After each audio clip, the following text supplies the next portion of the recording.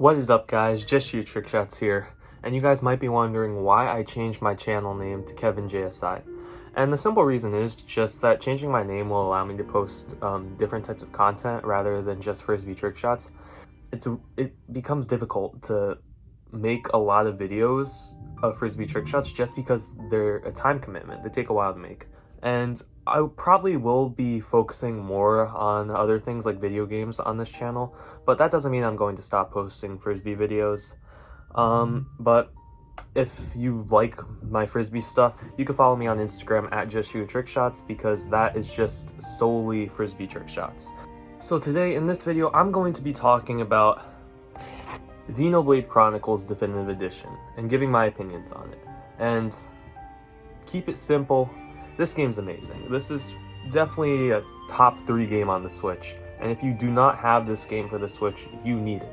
So I'm going to start off with the gameplay. So in this game, it's like a hack and slash type style where it's real time and you're fighting different monsters, and I think I love it.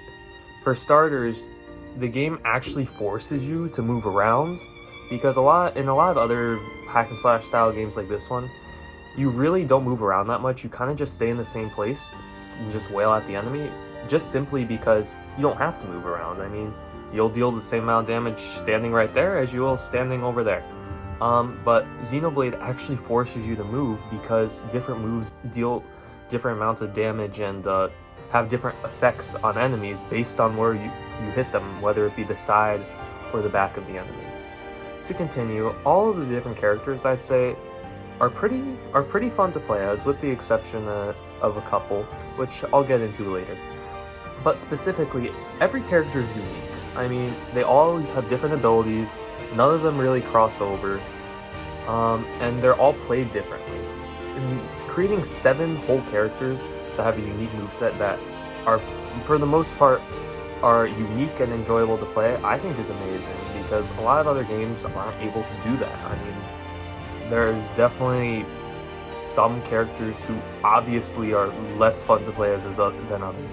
But in Xenoblade, for the most part, I'd say every character is fun to play as, and every character is unique. And that's what is really important. Every character is unique. You play each character differently.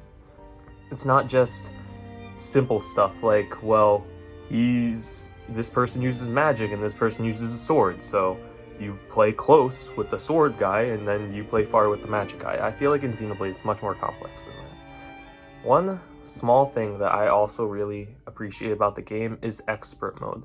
So when you play a lot of games, sometimes you're afraid of over leveling too early because then you'll make the boss fights too easy. Now, Xenoblade, using expert mode, you can lower the levels of your characters and you can bank the XP for the future. And I think that's super awesome, because now I'm able to complete all the side quests to get all the EXP. I'm able to fight all the hard enemies at the level I am at now and not have to worry about in the future these bosses not being as fun because they're too easy. It allows people like me who like to do all the side quests early and and fight like all the different types of enemies and spend a whole bunch of time in the game, not to be too afraid of not enjoying the actual combat later because you overleveled. Next, I'm going to talk about the so many different modifications you can do to each character. So first we're going to talk about the gems. So the number of gems in this game that can be used to buff the characters in so many different ways is ridiculous. There are so many different types of gems that can be used on the characters. Granted, some are more useful than others, but overall, all of them are pretty good. And I really like experimenting with different types of gem combinations to figure out which ones are best against different enemies. And to continue on that, the affinity chart between the actual characters is actually important to build up, because then your skill links, you can get other skills from different characters that you have in your party. So, and these skills are actually good. They're important to have, especially when you fight higher level enemies. Now I'm going to talk about the few negatives I had with the gameplay. One of them I had was the run speed in the game. I'm not gonna lie, when I first started playing the game, it just felt the run speed felt a little too slow for me. Like in a lot of other games, you hold a button down to run, and then you walk when you're not holding down the button. I think something simple like that could have made the game much better in that aspect, but I mean, that's just a really, really small complaint I have. Another negative I have with the gameplay. There is specifically one character that I think most people can agree is not really fun at all to play as, but is almost essential to have in your party, and that's Charla. I mean, Charla is pretty much the only soul healer in the party. I mean, you have Riki and Shulk who each have one healing move apiece, but Charla is the main healer. And the big problem with Charla is that when she uses her moves, she has to cool down after she uses a certain amount of them. And basically, you're just standing there vulnerable for a couple of seconds. And in most games, being the healer isn't all that exciting. And it especially isn't exciting when you have to sit there for seconds at a time, just waiting to use your arts.